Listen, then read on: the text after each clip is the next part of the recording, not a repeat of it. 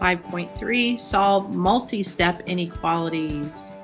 Example 1 has a two-step equation. So we're going to start solving that two-step equation by undoing our adding and subtracting first.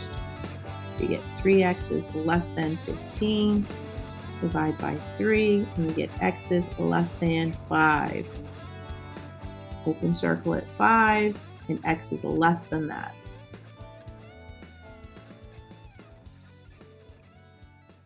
We need to do the distributive property to get rid of those parentheses. Negative 6/10 times x is a negative 6/10 x. Negative 6/10 times negative 5 is a positive. Let's see, 6 times 5 is 30. And so we need to have one decimal place. And that is less than or equal to 15. So we have negative 6/10 x plus 3 is less than or equal to 15. Subtract 3 from both sides, and we get negative 6/10 x is less than or equal to 12, and then divide by negative 0.6. I just divided by a negative. I need to flip my inequality sign. So we get x is greater than, let's see, 0.6 times 2 is only 1.2. And so if I multiply by 20, that would be 12. X is greater than or equal to 20.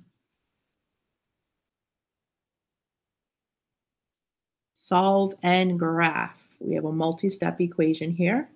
I'm going to start by combining my x together that are on opposite sides. I'm going to move my 2x over to my 6x, and I would use the opposite sign to move it to the opposite side. And we get 4x minus 7 is greater than 17. Now I have a two-step equation, so I'm going to add 7 to both sides. 4x is greater than 24. And finish solving this one step by dividing by 4. X is greater than 6. Open circle at 6. And x is greater than 6. We have the number of solutions. If an inequality is equivalent to an inequality that is true, such as negative 3 is less than 0, then the solutions of the inequality are all real numbers. So if it's true, it's all real numbers. If we get a false statement, such as 4 is less than negative 1, that's false, then it has no solutions. Here's the graph for all real numbers. You have a line that's going in both directions. All numbers work. And then you have, for no solution, you wouldn't have anything on the graph. There'd be no solution. Solve the inequality. We will start by using the distributive property. 7 times 2x is 14x. 7 times negative 3 is negative 21. And we have, I'm going to combine my x's.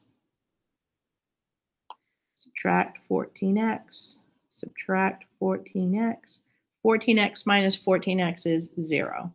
So we're left with just 5 is less than, again, we have these ones that are canceling to 0, negative 21. Is 5 less than negative 21? That's false. No solution.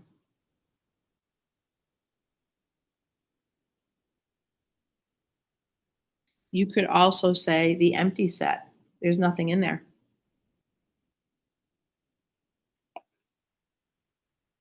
Problem B, we have 12x minus 1.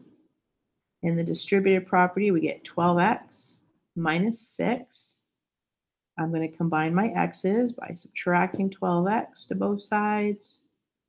And again, they're going to cancel, and we get negative 1 is greater than negative 6. -1 is greater than -6. This is true. So this is going to be all real numbers.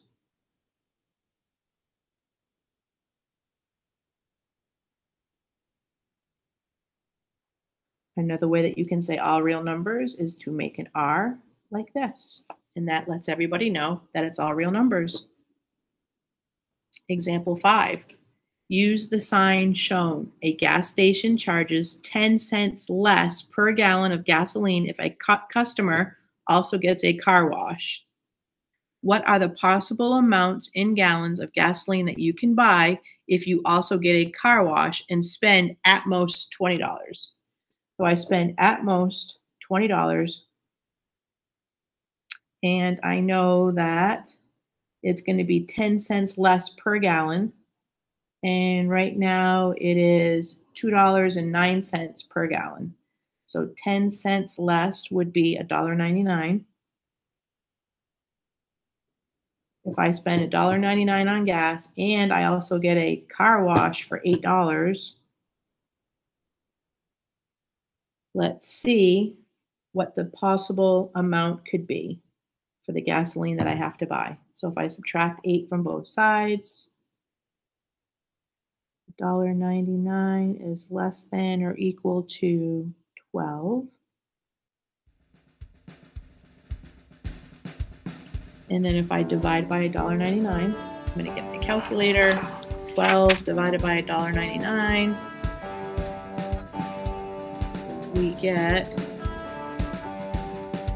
6.03.